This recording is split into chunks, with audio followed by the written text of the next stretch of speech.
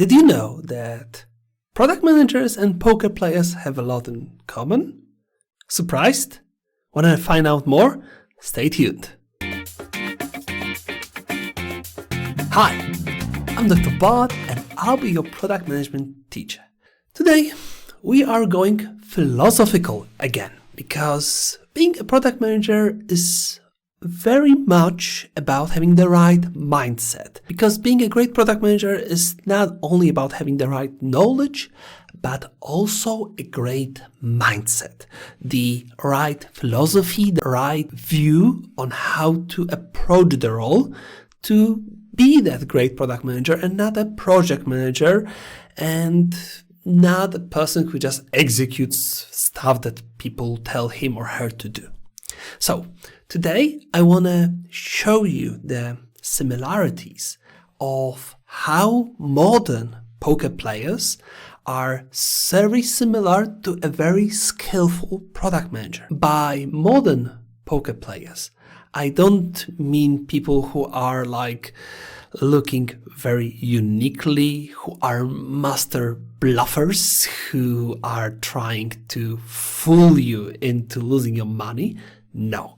Instead, picture the really modern poker player who would be an IT engineer or a mathematician with a PhD or very high education that goes to a tournament and wins because he or she understands the game perfectly, knows all the nuances, and it's all about the math. So, before we proceed, let me explain to you a bit of the rules of the poker version called Texas Hold'em, which is the most commonly played version of the game. If you already know it, jump to this timestamp here to just carry on with the analogy and the philosophy that's common between the product managers and the poker players. So, how is Texas Hold'em played? First of all, each player is given 2 random cards from the regular deck of cards. That begins a round of betting. So with the 2 cards you see on your hand, you can either put a bet, which has a minimum value, you can raise, so you can bet more than the previous player, you can call by betting the same amount, or you may fold and not participate in this round of poker. When the players' bets are on and the pool of players is decided, the 3 cards are drawn and placed on the table for everyone to see. Between the 2 cards you have on your hand and the 3 cards on the table, you are looking for a winning combination, whether those will be pairs, 3 of a kind and a pair, or things called poker, street, whatever. There is a set of different combinations that have different power, so to say, and you are looking for the most powerful combination you can between those 5 cards. After those 3 cards are placed, there is another round of betting with the same rules as before, and afterwards a new card is put on the table. And between the 6 cards, you are looking for an optimal combination of 5 of them, right? So one of them is discarded in your personal view. You have another round of betting, you get another card on the table, and the final round of betting. So between the 7 cards, you are looking for the strongest combination you can, and you have to judge, based on what happened on the table and other bets of other players, whether you want to try your best to win the game and put the most bets, or you want to cut your losses and leave the table by folding. The person that has the most powerful combination, or is the last one standing on the table, gets all the chips, all the monies that were placed throughout the game. So, why this game is now being dominated by mathematicians? It's because of knowing the probability of winning when you have certain cards in your hand and on the table. So, regardless of how person behaves and how the potential lying, the bluffing occurs, the actions are mostly dictated for those players by the probability, by the knowledge of the game, and not by people putting on an act.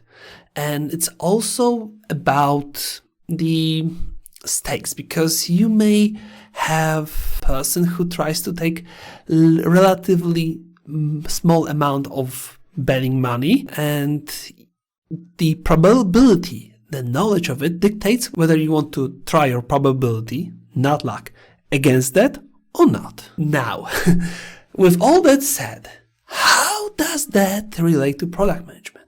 You can look at it from the position of when you're starting a sprint, because then you are placing your bets, your chips. You did your research. You have your backlog items, which have their impact hypothesis, your potential win, and you should have some understanding of the probability of those items giving you that win.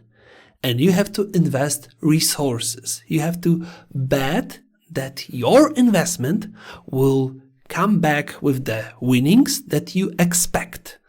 And of course, here you should be looking into bets that will most likely lead you to winning, and not invest too much into those that are very risky. But at the same time, you can have a situation where the potential win is so big with a small investment that it's worth the risk, that you can safely lose the investment you have made without being afraid that it will really impact the end game, the number of chips you will have at the end of the night, or the value the product brings at the end of the cycle or year or whatever. So you see here, you are that mathematician expert that is playing the odds, making the bets, and expects the win. You dedicate resources, you dedicate your developer's brain power to develop some kind of increments or changes in the product or new products, and you do that based on the certainty of lack of thereof of having that success in the end. Another way to look at it is to see the feature development that will take multiple iterations, sprints, as a series of bettings in poker. Because you initially start your bet, you get free cards, and then you see other players react and having their cards, and based on that feedback, so in here it's your market and your users, you make the next decisions. So you can carry on betting, or you can fold, right?